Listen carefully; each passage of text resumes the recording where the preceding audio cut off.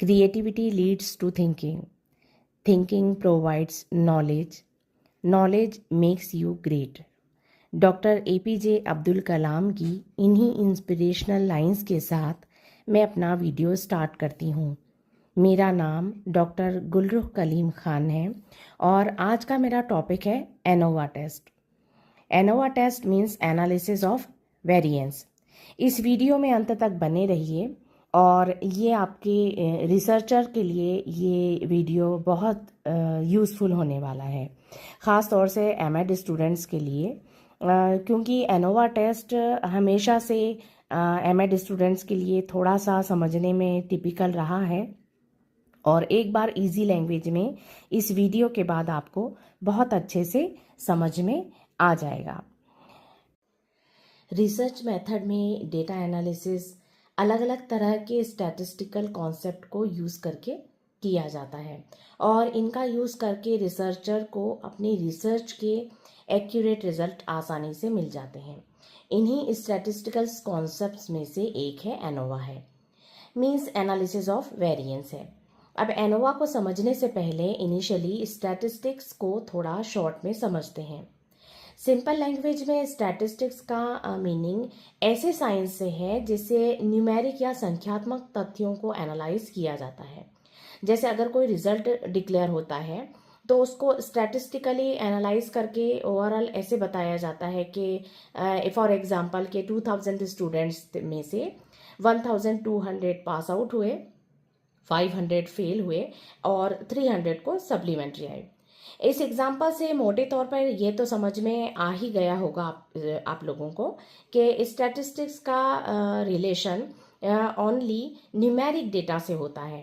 मतलब इसका ये हुआ कि जब भी कोई रिसर्च किया जाता है तो इसकी फाइंडिंग न्यूमेरिक फॉर्म में होना ज़रूरी है, नहीं तो उसके बगैर हम after research tabulation, data analysis और क्लासिफिकेशन पॉसिबल नहीं कर पाएंगे। मीन्स जो डेटा मिलते हैं उनका स्टैटिस्टिकल एनालिसिस नहीं होगा। तो अगर वह न्यूमेरिक फॉर्म में नहीं हो तब स्टैटिस्टिक्स की मेथड यूज़ करके उसको अनसिस्टमैटिक डेटास को सिस्टमैटिक डेटा में कन्वर्ट किया जाता है। इससे क्लासिफिकेशन, एनालिसिस और इंटरप्रिटेशन आसानी से हो जाता है और रिसर्चर को सही डेटा की फाइंडिंग हो जाती है और उसके बाद हम कंक्लूजन तक पहुंचते हैं।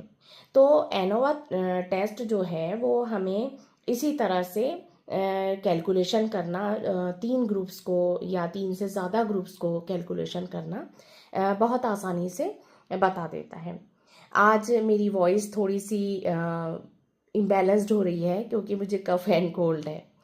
आगे बढ़ते हैं हम वीडियो में।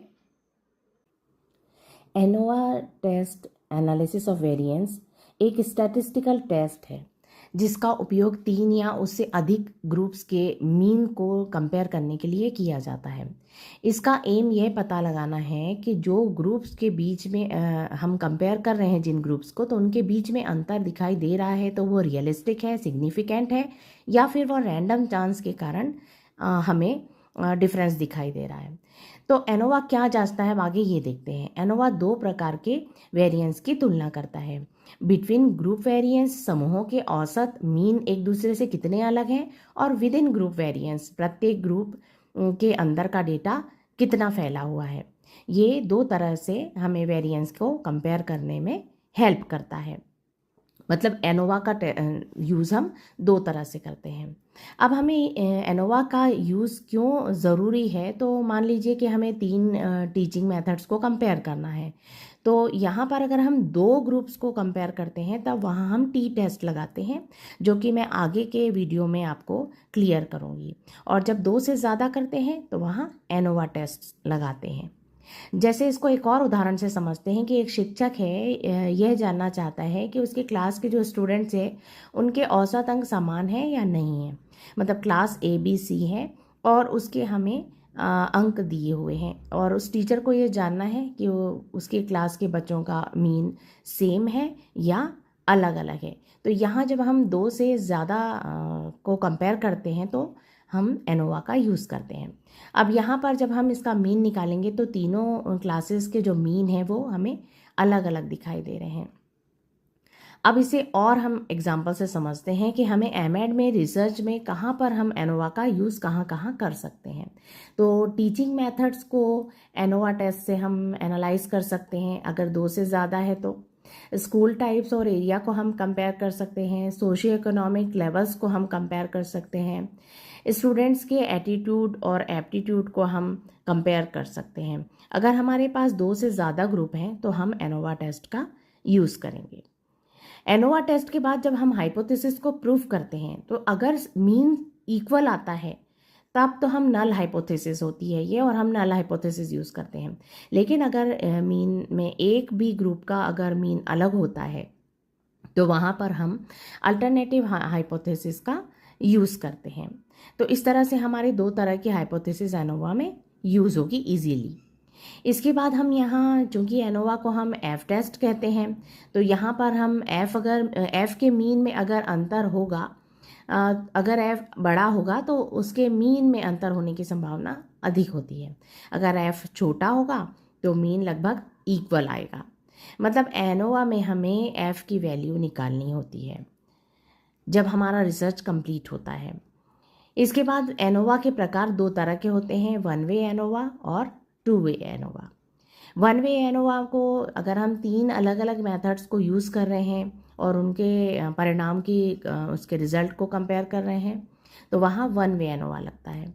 जब हम 2 फैक्टर्स को के इफ़ेक्ट को जांचते हैं, जैसे टीचिंग मेथड के साथ साथ अगर हमको जेंडर का इफ़ेक्ट भी देखना है कि रिजल्ट पर क्या इफ़ेक्ट पड़ा है, तो वहाँ पर फिर हम 2 वे एनोवा टेस्ट को यूज़ करते हैं।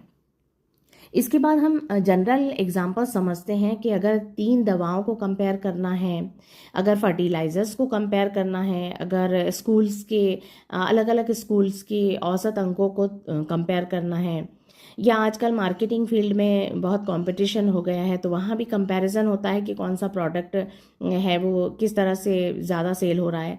तो इस तरह के जब हमारे पास 2 से ज़्यादा वेरिएंस होते हैं तो उनके कंपैरिजन के लिए हम एनोवा टेस्ट को यूज़ करते हैं। यहाँ हमारा एनोवा टेस्ट को इजीली आपको थोड़ा समझ में आ रहा होगा। आसान भाषा में बस आपको ये याद रखना है कि एनोवा 3 या उससे अधिक समूहों के मीन की तुलना का टेस्ट है। जब 2 समूहों का कंपैरिजन हम करते हैं तब अक्सर टी टेस्ट को यूज़ करते हैं, और 3 या अधिक समूहों का यूज़ करते हैं, हम उसको कंपेयर करने के लिए मीन का यूज़ करते हैं तो वहाँ एनोवा टेस्ट लगाते हैं। एनोवा ये बताता है कि समूहों का औसत इस तरह से अलग अलग है।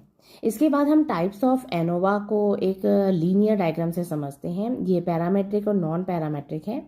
1 वे एनोवा, 2 वे एनोवा, मैनोवा और रिपीटेड मेजर्स एनोवा, ये हमारे पैरामेट्रिक हैं और नॉन पैरामेट्रिक के टेस्ट हैं।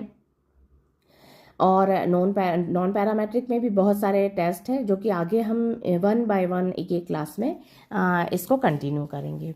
आई होप मुझे ये छोटा सा वीडियो बनाने में इस बात की खुशी हो रही है आप लोगों के लिए कि मुझे लगता है कि इस छोटे से वीडियो को देखकर आपको एनोवा टेस्ट के बारे में इनिशियल थोड़ा सा समझ में आ गए।